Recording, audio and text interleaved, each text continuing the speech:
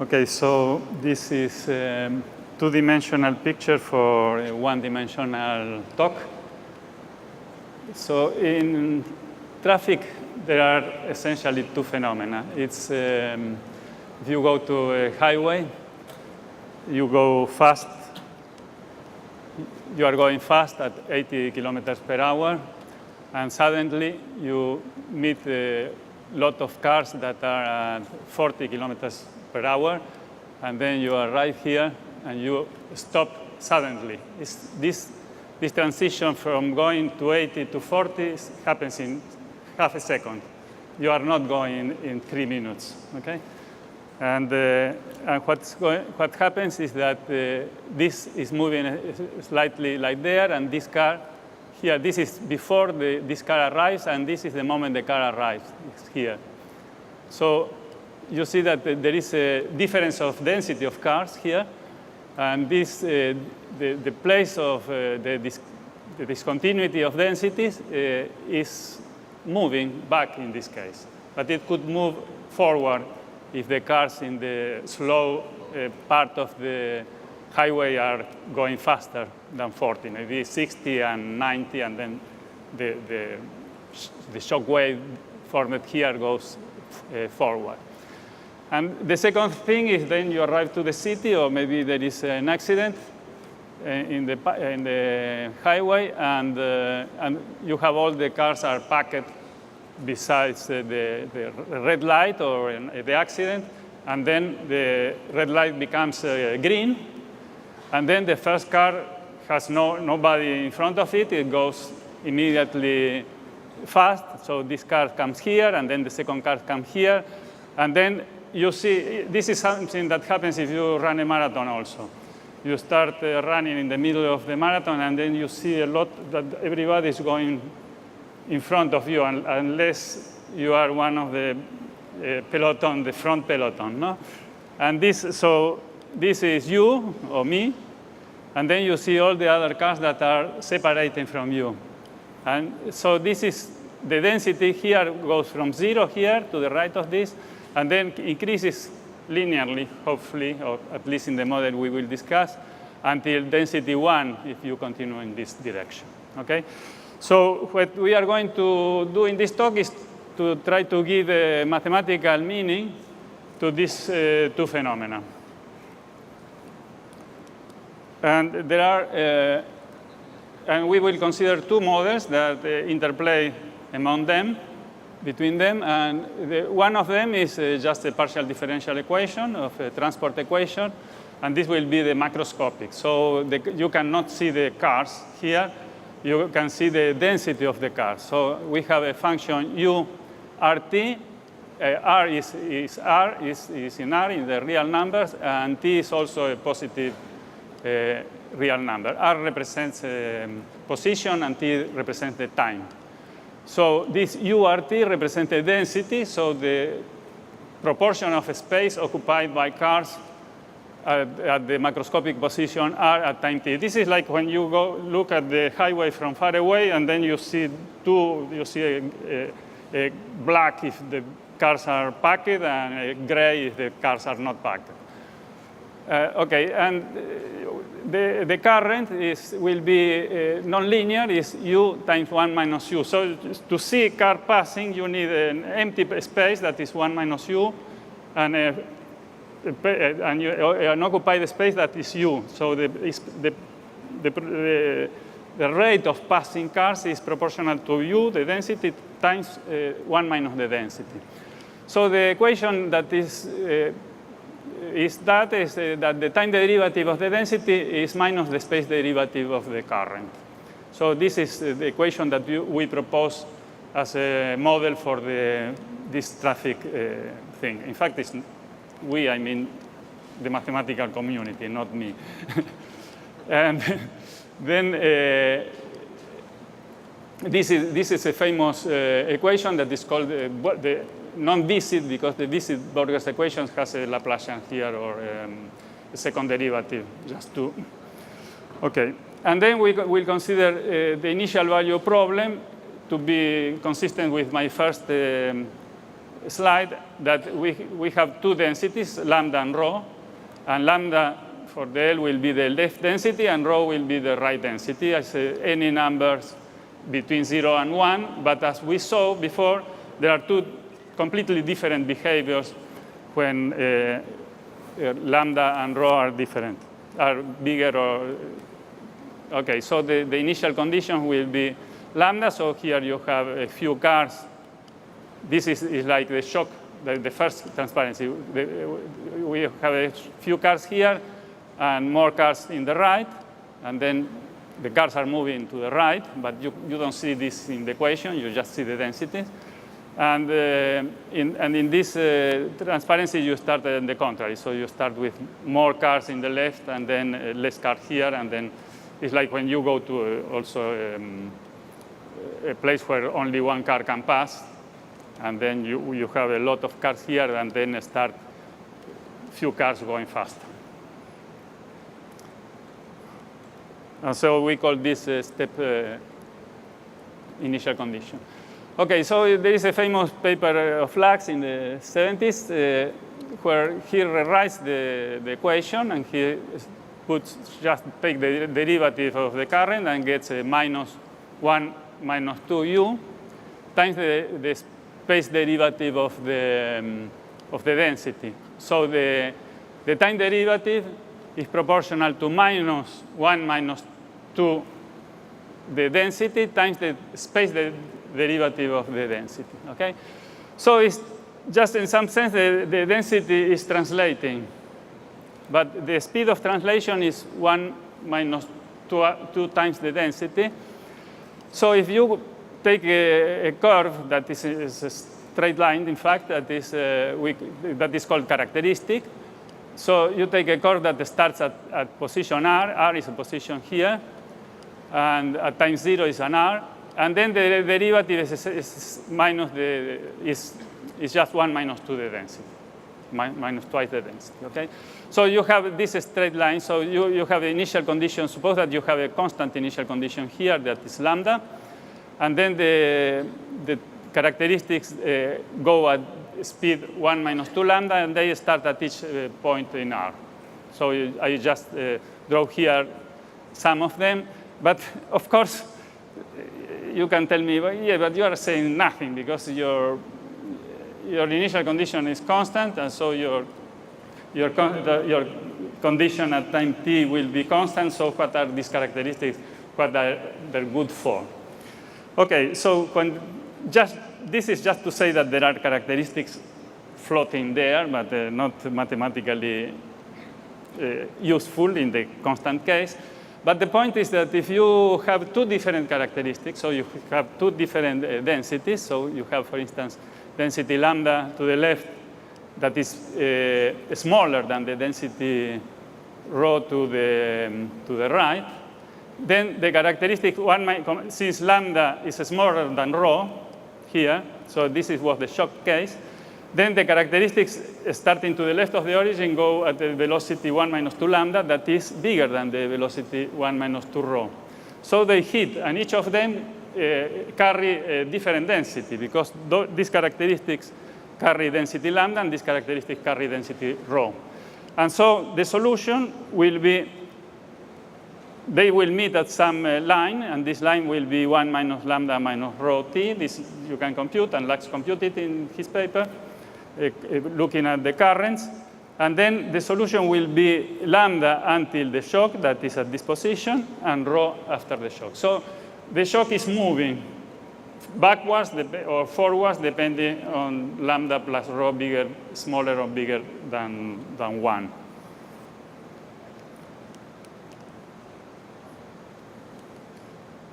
OK, so this is the same picture that was before. So the solution will be at time 0, you have the lambda rho shock here. And then at time t, you have the position 1 minus lambda minus rho t. And then you will have a lambda to the left of that position and rho to the right of that position.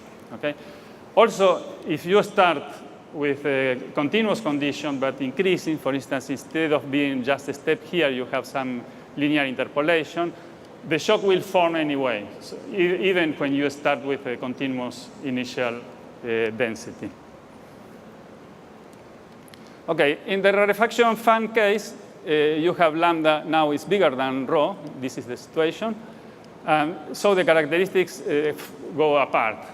And there is a point 0 where supposedly emanate infinitely many characteristics, like in this picture here, one for each density between lambda and rho. So you have here the extreme 1 minus 2 lambda t is where start the constant characteristics at velocity corresponding to lambda. Here the constant characteristic corresponding to rho.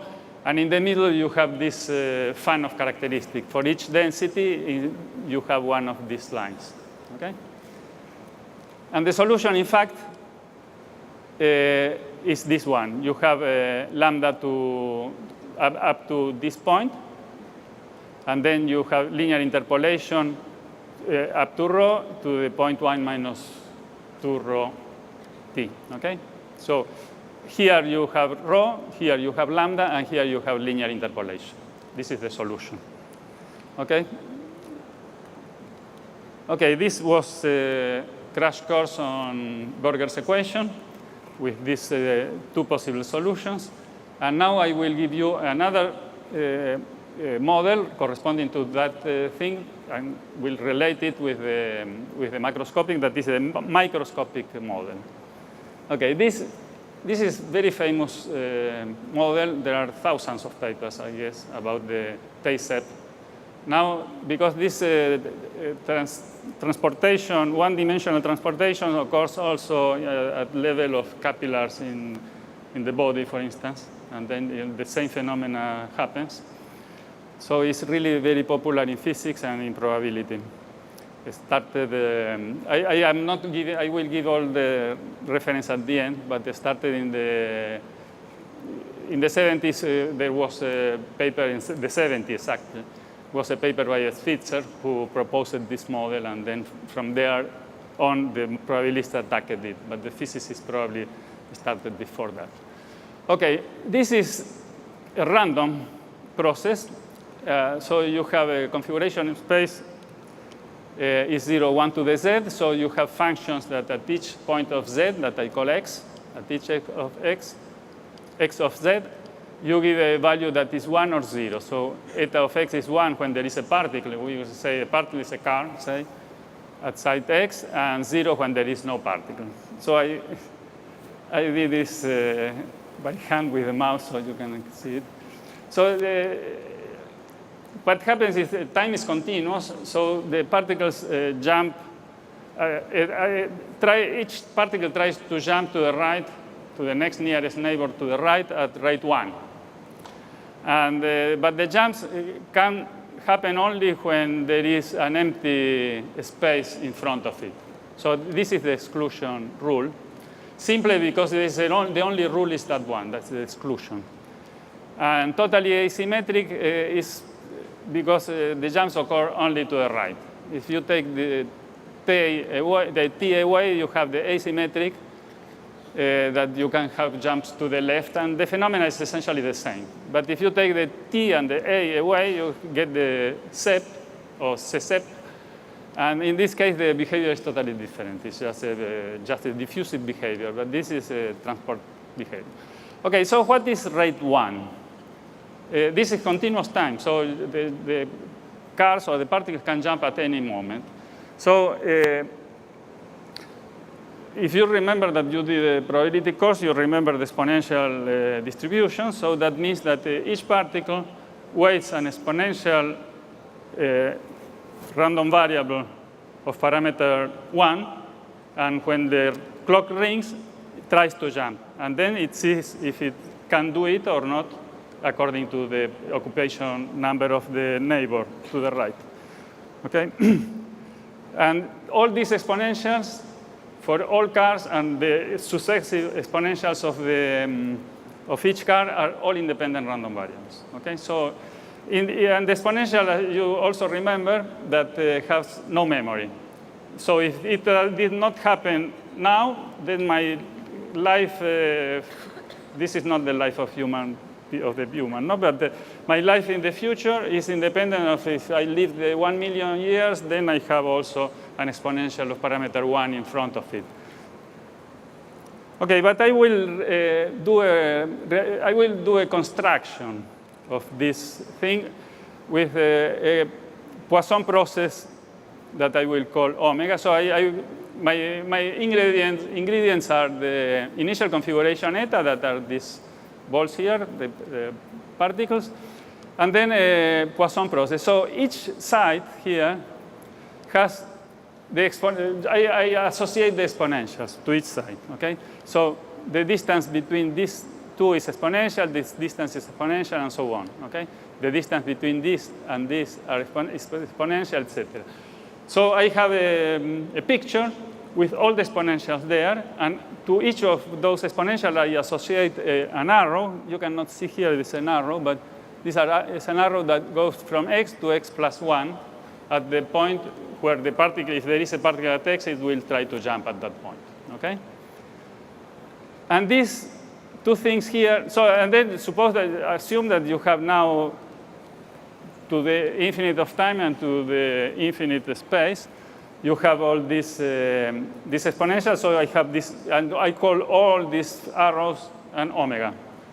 This is a random subset of R Z times R, and it's called the Poisson process. If you remember, Poisson process is for in one dimension in general, then you have this succession of exponential inter-event random variables, and all these Poisson processes are independent. Okay.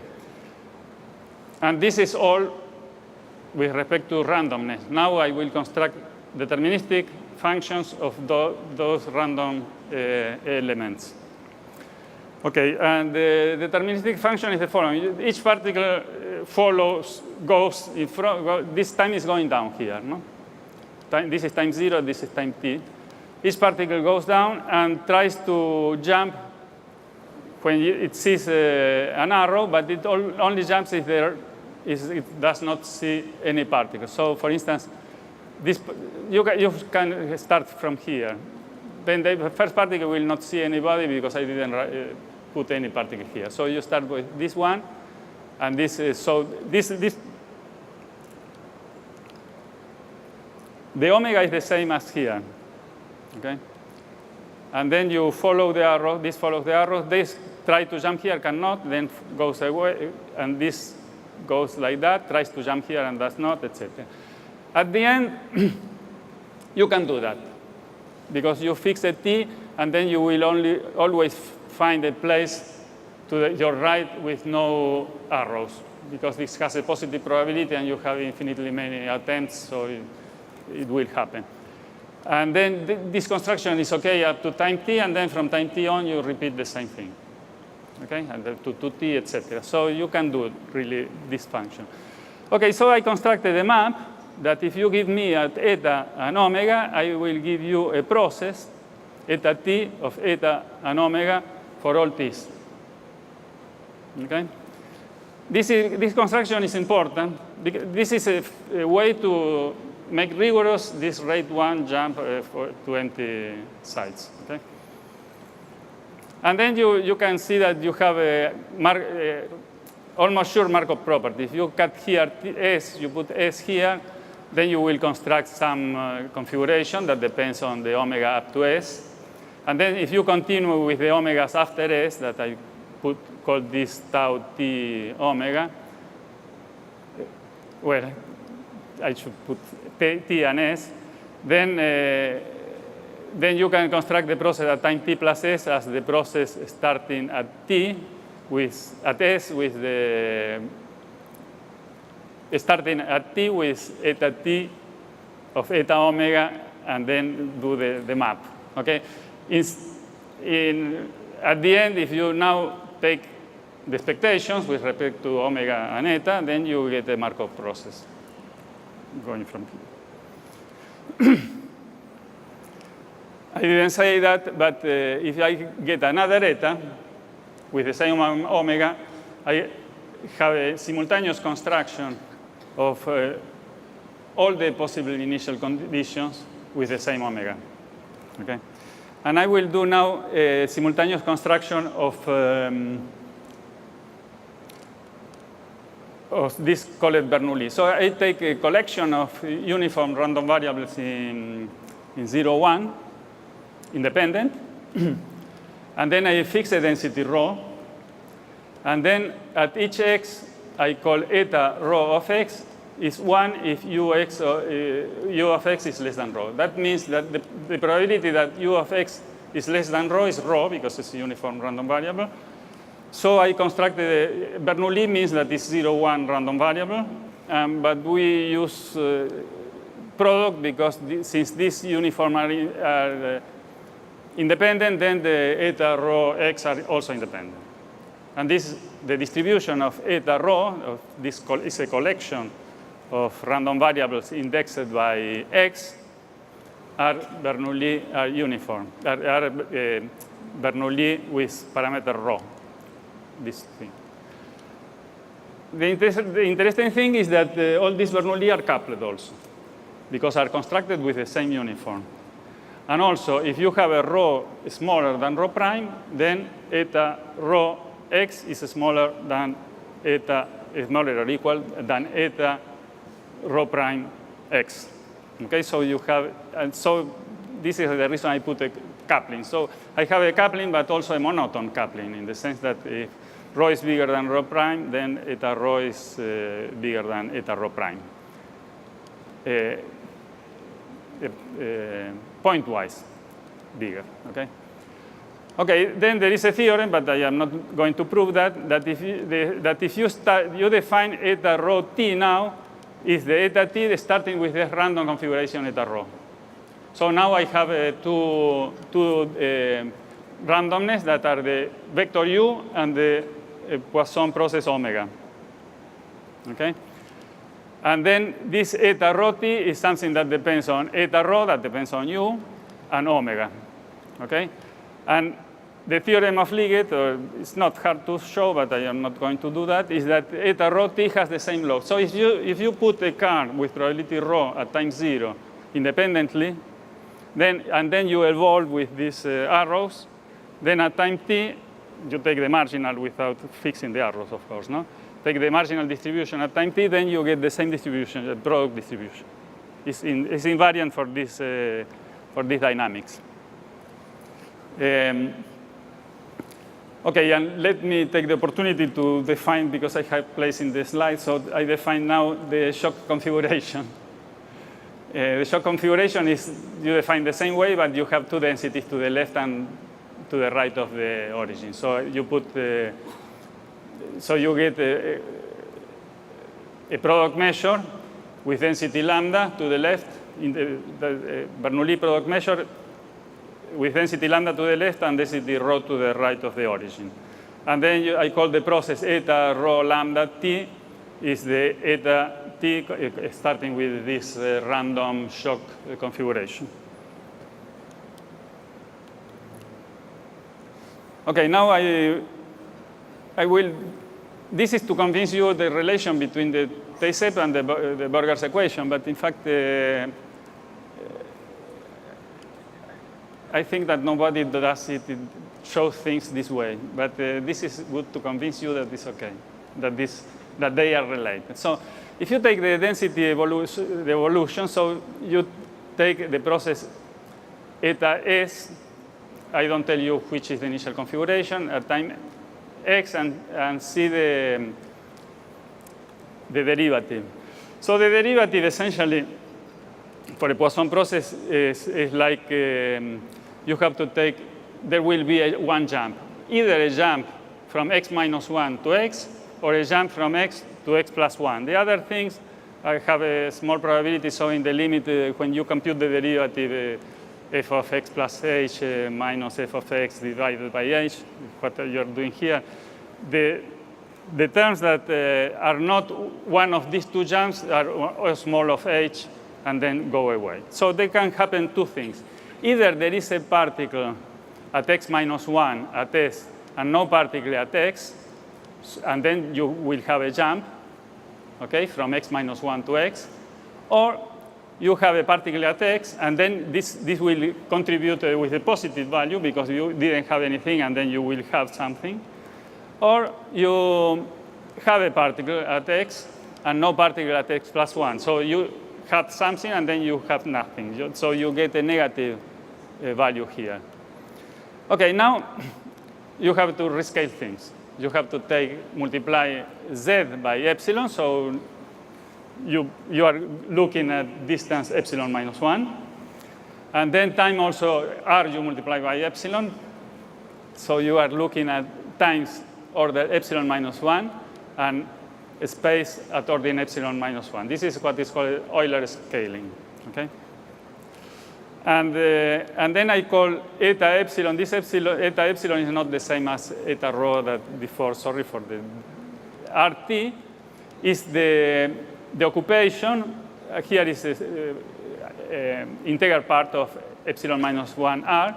So the occupation at the macroscopic position r at macroscopic time t. And then I plug this definition here, and then and take the derivative with respect to t, and then this epsilon minus 1 comes up. And then you get this thing that looks like a pre-derivative. Take epsilon to 0 should be a derivative. But I have a problem here, because I have an expectation, and here I have a product of random variables. And in order to get the equation, because you see here is minus the derivative of the flux, of the current, would be that I have in the Burger's equation at the beginning. So if this limit exists, then I need this condition that the expectation of the product is the same as the product of the expectations. Okay, one way of life would be try to show this thing, but in fact you don't do that. This is just to convince you that the limit, if it exists and there is factorization of expectations, then it converges, must satisfy the Burger's equation. ¿Cómo estoy de tiempo? ¿Qué tiempo? Okay. Okay, so I will explain now the hydrodynamic theorems. Okay, so URT will be the solution of the Burger's equation that with the step initial condition that I described at the beginning of the talk. Okay, will be lambda and rho, lambda bigger or smaller than rho.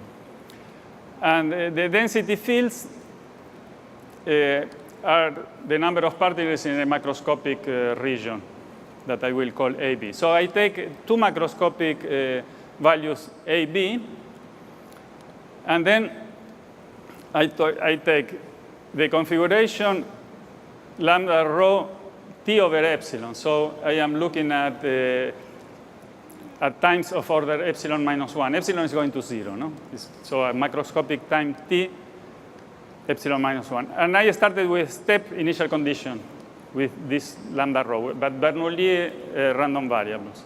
And then I count the number of particles at time T over epsilon for this initial configuration in the macroscopic interval AB. But here I multiply epsilon x by epsilon. So it's like taking A over epsilon in the real, in the initial space I was working. It's like taking an interval of order 1 over epsilon times A minus B. Okay? And then I multiply by epsilon. So epsilon is proportional to the number of random variables I am summing. Okay. If T was 0 here, I would have a sum of independent Bernoulli random variables with 2 parameters. So this converges. Law of large numbers tells me that this will be the integral between A and B of this step initial condition. Okay? And what I am saying here is that when T, I am taking T over epsilon here, I will take the result will be the same, will be the integral between A and B of the solution at time T of the solution at time t with that state initial condition. Okay? So I put here the rescaled number of particles in the macroscopic interval AB at macroscopic time t converges to the integral of the solution of the equation at time t in that interval. Okay? So this is the first relation between the micro Tay-Sepp and the macro Burger's equation. Okay, the second point is related also with that factorization. This FA of eta is 1 if eta has a particle at all places in A. A is a finite subset of Z. Okay?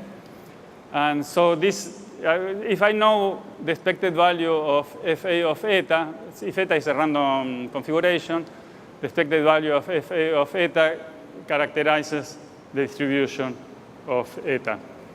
Okay, so it's sufficient to compute for this function. So if I take the expected value of FF of eta for the configuration, random configuration that is Bernoulli lambda, this will give me lambda to the number of elements in A, so that is happening in the Bernoulli product measure. Okay, so the result here is called local equilibrium, and says the following: if I look at the process around the position, the macroscopic position R, so I take R over epsilon, and then I sum the, so I took the process, the set A, I'll translate it at position R over epsilon and look around R over epsilon, but at time T over epsilon. Okay? Then I will see that this is the same as to take a product measure at position with the density U RT, that's the solution of the equation. So if I look at that macroscopic position and look at a few particles around that position, I will see that the occupation numbers are independent, and the probability of occupation is exactly the solution of the equation in that macroscopic position. Okay, this is and this is what is called local equilibrium, because I will have a different equilibrium for each macroscopic space-time point. Okay, so there are a few things. In fact, all the proofs here are pretty elementary, but a lot of things, elementary things in Scheiner that give something that seems difficult.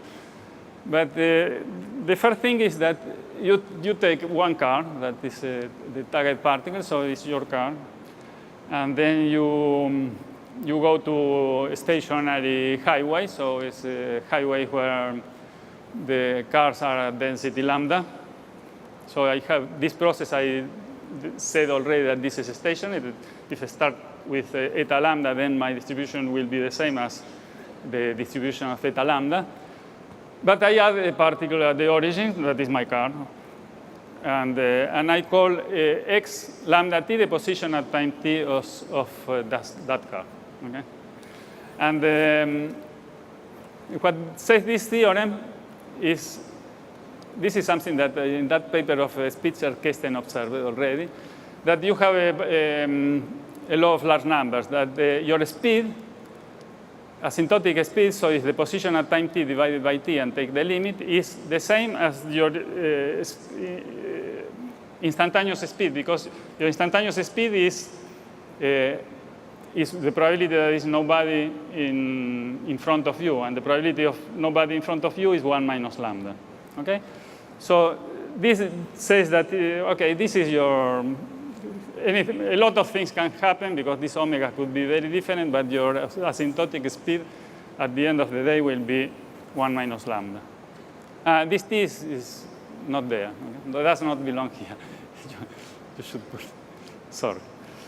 But in fact, there is much more, but you don't need that. But is that, in fact, if you look at your jumps, you see that your jumps are independent exponential random variables, but of parameter 1 minus lambda. So, but this is really a magic point, that is Burger theorem. But you don't need that, in fact. Well, Okay, the second law of large numbers is for the flux. So you define the flux in the following. You have a trajectory, yt. You have a trajectory yt, and then, sorry, the target particle you can follow in the picture following one of these black lines. So the position of my car is this one, okay? Okay, the flux is the following. You take any position, any trajectory like this one, and then you count the number of particles that were to the right at time 0 and then to the left at time t, minus the number of particles that were to the left at time 0 and then I go to the right at time t. Okay? But this is the same as to count the number of particles between the target particle starting at 0 and the position, that is 1. So in this case, you have only one flux 1. But if you take another trajectory like this one, then you have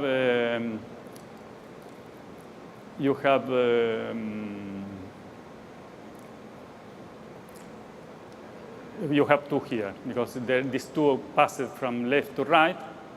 So only one of these two terms are positive, are non-negative, non-zero. And then also is the distance, the number of particles between the target particle and this position. Okay, then you can show also a law of large number for the flux that is saying that if you take the distance between, but I take the trajectory, I take a linear trajectory, AT here, for instance. And then you will have lambda times 1 minus lambda A. So you have an equation that is the density between this position and this position, the position of the target particle and the position of the trajectory.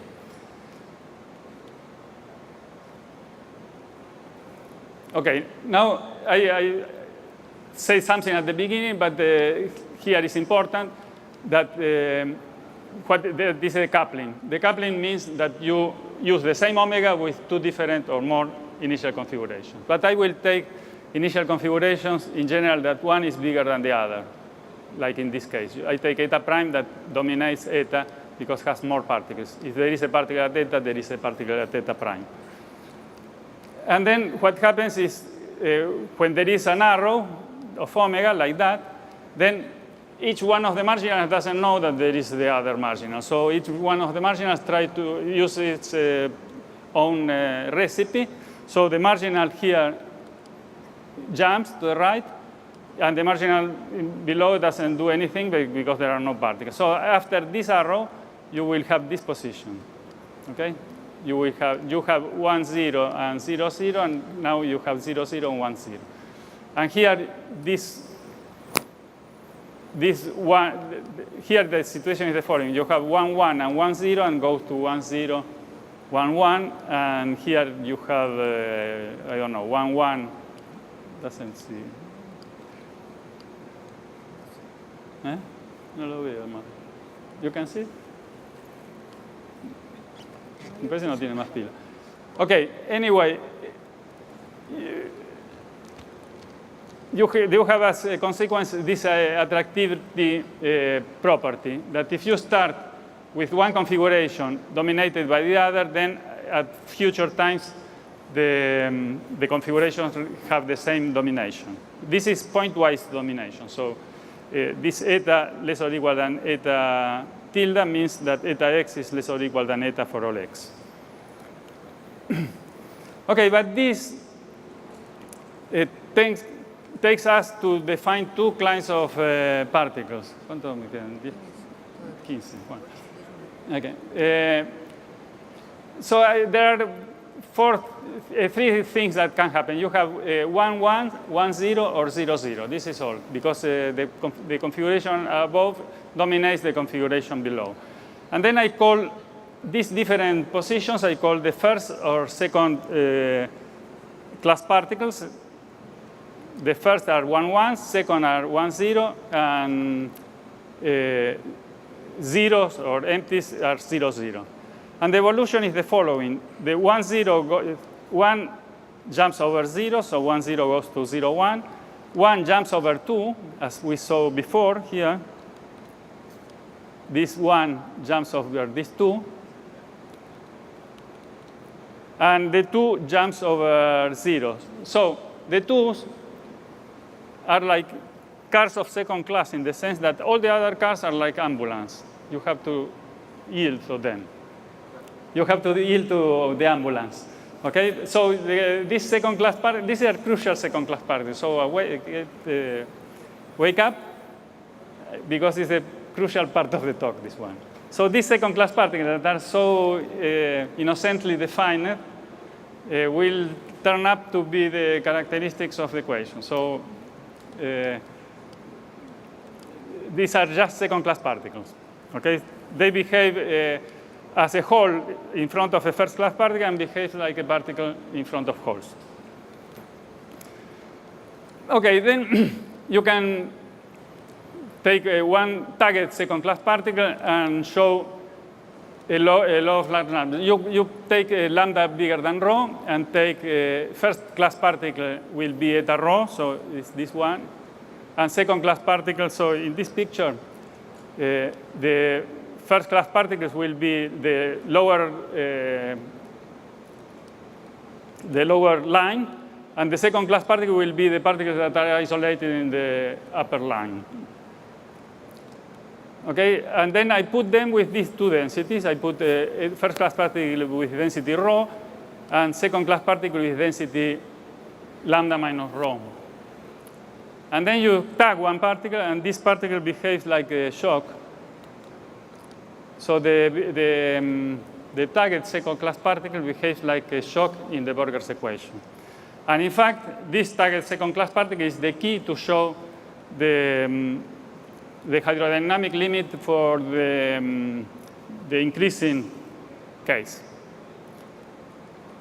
And here I will have 3 crucial results for the second class particles for an isolated second class particle. So I have density rho for all the particles, and I put a second class particle at the origin. So I couple it with the same configuration, but with a difference in the first coordinate, in the 0 coordinate. And then the second class particle, in this case, if alpha is the density, the asymptotic behavior is 1 minus 2 alpha, that is the same as the speed of the characteristic. Okay? And if you take an increasing step, so you take lambda and rho with lambda less than rho, the second class particle goes at the speed of the shock. Okay? And if you, so essentially it follows, it tries to follow characteristics, but if you are in the shock, you have this characteristic that give you different orientation. So say, okay, I keep here in the shock. Okay? But then what happens when you have infinitely many characteristics emanating from a point? Well, the second class particle chooses one of these characteristics at random uniformly and follows it. So you have a law of large numbers, but instead but the convergence is to a random object that is a uniform random variable in the interval 1 minus 2 lambda, so in this interval here. In the interval 1 minus 2 lambda, 1 minus 2 rho. Okay? So the second class particle will be some place here. Okay, let me just prove, give you an idea of the proof of the hydrodynamics using the second class particle for a case of the Rost, the rarefaction fan. That was Rost theorem. Rost theorem was Rost was the person who started with this hydrodynamic for the Tay-Sep. And the point is the following, that you can, I did this like a macroscopic picture, but this you have to think that is a schema for the microscopic thing. So what you couple is the process with the step initial condition, eta rho at time t, that is, we know that will be this one, but at this point we have to prove it yet. And then with a process with a constant density that is eta alpha t. Okay? And it turns out that the second class particle for the process eta alpha t is like, has this property that the other configuration dominates the configuration eta lambda rho dominates eta alpha to the left and is dominated by it to the right of the second class particle. But this is pointwise. Okay? And this is, in fact, and then if you want to do the density fields, you take two different densities, and you know that the density of the eta rho lambda configuration at time t is between the density of eta alpha and the density of eta beta. Alpha, rho is bigger than alpha, bigger than beta, bigger than lambda, in this region between rho alpha and rho b, R alpha and R beta. And with that, you can construct all the hydrodynamics, because then you divide in n parts the interval minus 2 rho and minus 2 lambda, 1 minus 2 rho and 1 minus 2 lambda, and do that. Okay, for the shock case, I don't know how my time is. I have 4 minutes, okay. Okay, for the shock case,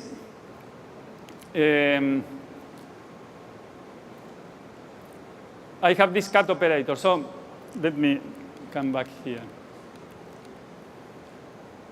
I have this two-class process. So below I have eta rho, and above I have eta lambda minus eta rho.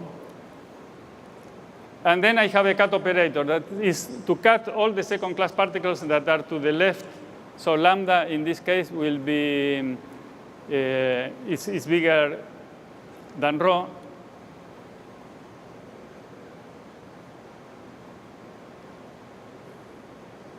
I have okay. So I have the lambda is bigger than rho, and then I cut the configuration between lambda and rho to the left of the origin, and then I take the target second class particle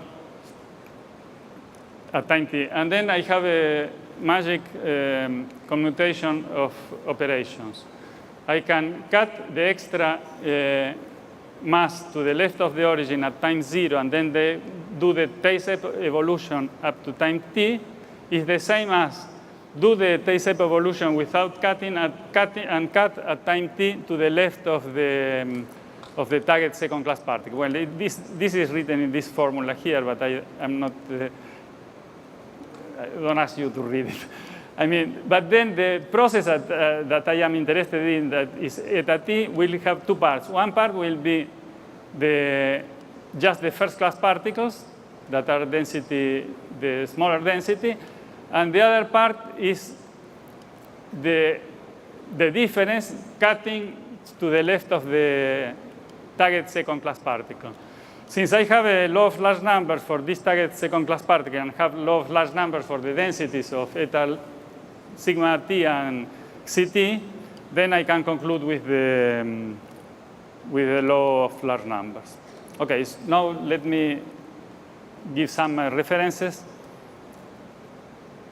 These are books about hydrodynamics: the Massen, Presutti, Kipnis, Landin, Leibovitz, Presutti, and Spohn. Laxis, the characteristics, and also the book of Evans and differential equations. And also there is Reza Ganlud, who showed that if you put the perturbation of in the initial condition for the Berger's equation, then just a local perturbation, this local perturbation will behave like a characteristic. This is a way that you can have to localize physically the characteristic in the equation. Okay, then the convergence to hydrodynamics to the T-shape, many people worked on that. Liget started, and Rost, and Sepalainen has a beautiful Hopf transformation. Then Benassi-Fouque, Benassi-Saada, Vares, Angel and Vares. There is a book of Landin also, and there is some work with Kipnis, mine of Kipnis and Saada. And then there are a lot of results that I didn't discuss here, but involve other authors like Wick, Angel, Bramson, and then Derrida, Janowski, Leibovitz, if you want to study the invariant measure for the two-class particle. And then there is all this famous now KPZ stuff that is a step further of the hydrodynamics. That is, you have this Benarus, Corwin, then Patrick Ferrari and Spohn, Johansson, Prahofer, Benarus, Ballas, Kator, etc. Well, thank you very much.